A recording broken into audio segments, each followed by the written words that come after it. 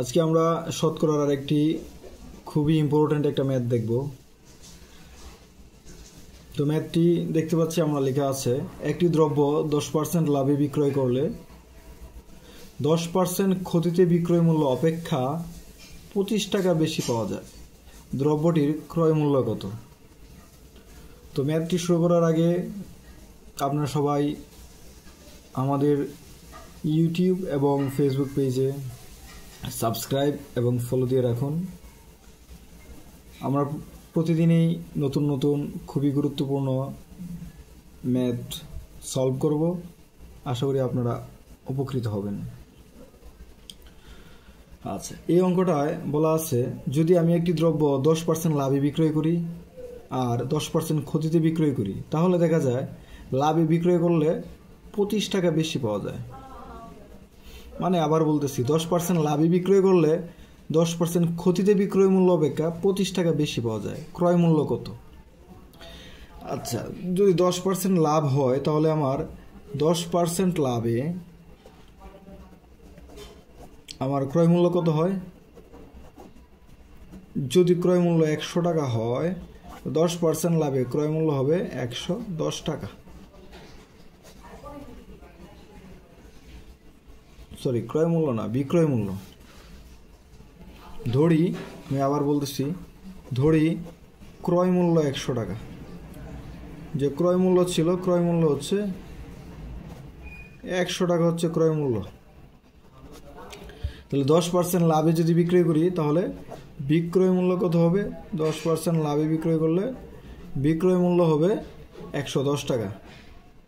আর 10% ক্ষতিতে যদি আমি বিক্রয় করি, দুইটা ঘটনা, একটা হচ্ছে 10% লাভে বিক্রয় করা আর একটা হচ্ছে 10% ক্ষতিতে বিক্রয় করা। 10% ক্ষতিতে যদি আমি বিক্রয় করি তাহলে বিক্রয় মূল্য কত হবে? 100 থেকে 10 বিয়োগ দিলে কত হয়? 90। সরাসরি লিখে ফেললাম 90 টাকা। তাহলে আমরা দেখতে পাচ্ছি 10% লাভে বিক্রয় করলে বিক্রয় মূল্য 110 টাকা আর 10% ক্ষতিতে বিক্রয় মূল্য 90 টাকা।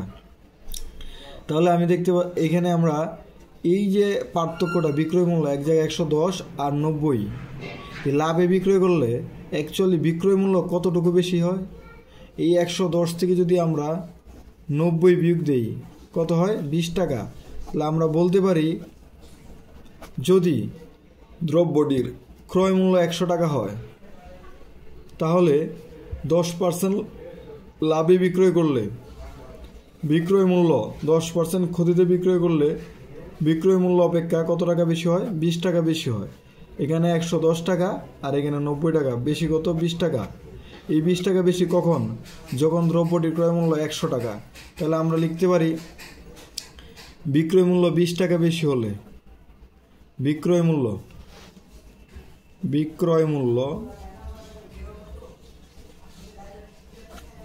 20 টাকা বেশি হলে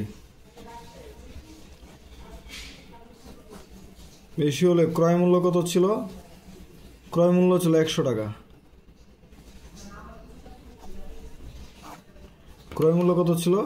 ক্রয় মূল্য ছিল 100 টাকা। আমরা দেখতেছি বিক্রয় মূল্য 20 টাকা বেশি হলে ক্রয় মূল্য হচ্ছে 100 টাকা। সুতরাং বলতে পারি বিক্রয় মূল্য, প্রশ্ন কত ছিল আমার? প্রশ্ন ছিল 25 টাকা।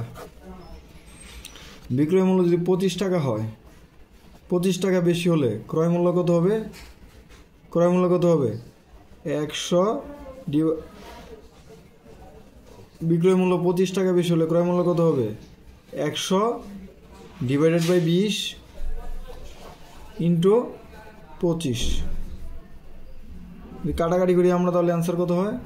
5 20 100। 5 গুণ 25 কত? 125 টাকা। এইটাই হচ্ছে আমাদের উত্তর। 125 টাকা হবে। কত হবে? 125 টাকা।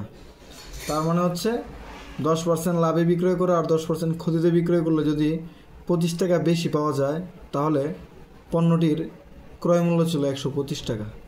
এটা হচ্ছে অ্যান্সার। ধন্যবাদ। আজকে পর্যন্তই। সাবস্ক্রাইব এবং ফলো দিয়ে পাশে থাকুন ম্যাথ মেন্টরের সাথে।